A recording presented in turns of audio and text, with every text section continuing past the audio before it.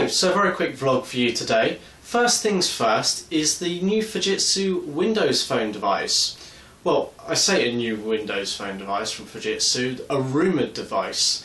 Fujitsu aren't really known anymore for being in the market of smartphone and sort of tablet type computing products, but it would appear that they're looking to come back into the market. They had many successes many years ago with the old Fujitsu Lux range, but they're looking to come back into the market, as it would seem through some of the reports on the internet, and one of the latest would suggest that the device is going to have a 12 megapixel camera. There's very few devices on the market which have such a high resolution camera, only of course the Nokia N8, so that will be interesting to see whether that does come to market anytime soon. Of course, that's going to have the new Windows Phone Mango update on it, which is due later this year, so we'll keep you posted on that one. Second thing, HTC and Apple are on it again. They're suing HTC this time for patent infringement. Now, maybe HTC have infringed some patents. Of course, the courts will actually decide that. It would seem that HTC feel adamant that they haven't actually done so. And I don't know about you, but it seems to be getting a bit frustrating that companies have to keep taking each other to court, specifically the likes of Apple and Microsoft and what have you. They seem to be constantly suing one another in the hope to get more money. Now, I understand they've got to protect the things that are important to them, and patents really are important, but we seem to be losing the competitive streak of competing actually on devices themselves, the specification, what they offer to users. We know that Apple have been hugely successful, and HTC have been successful in their own right, and trying to compete with Apple is a challenge that HTC have. And why is it that Apple feel that they need to try and take HTC down? Perhaps not in the best way. I mean, they have reasons for doing it, but do they really need to go about it? Is it that much of a serious issue? You're always going to have similarities in terms of different interfaces and features, and it's really hard for someone to come up with something new.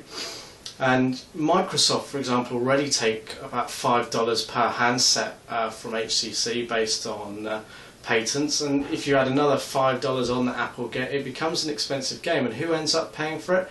Us, the consumers, because believe it or not, HTC aren't going to absorb that cost, Apple won't absorb the cost, they've got to pass it on somehow. So it's the likes of us who pay for it.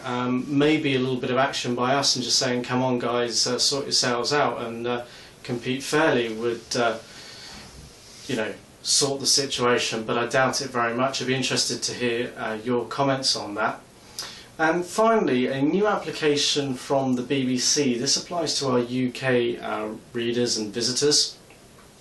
They've launched an application which looks to assess and monitor the 3G and 2G data speeds within the UK and look to ultimately create a coverage map to show the 2G and 3G areas using your phone's signal and GPS location.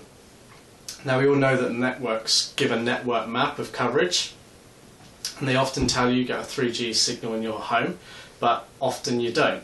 So what the BBC are trying to do independently through an application developed only for Android is develop this map which they can present the findings to the likes of the mobile telecoms providers and to the general public, to cause a little bit of discussion and realisation that 3G speeds and other data speeds at 2G don't exist across the whole country. There are a lot of black spots, and that the network providers are perhaps luring us into a false sense of security, telling us we're going to get 3G signals in places we don't. Now, it's understandable that there's not going to be complete coverage, but in this day and age there should be more coverage in certain areas. For example, here in Bournemouth, it varies widely. In some places you get a good 3G HSPA connection, other places you can really struggle for a 2G connection and even a phone reception. And in certainly built up areas and big towns and cities that shouldn't necessarily be the case. and we're all paying for this in some way, shape or form. So take data, for example, a lot of us are capped at 500 megabytes or a gigabyte, but we pay for that capping, so we deserve to be capped at that. We ought to get a level of service and speed. So it'd be really interesting to see what the results of this survey bring. The application is available to download from Android Marketplace. It's entirely up to you whether you do so, but of course it is going to track your 3G signal and may affect your battery life because it's using your GPS position as well. But ultimately, if you could just run that on your device for a few weeks, it would help the BBC and the partners they're working with build up this coverage map and ultimately feedback and perhaps make a difference to our coverage in the long term. So until next time, thanks for watching.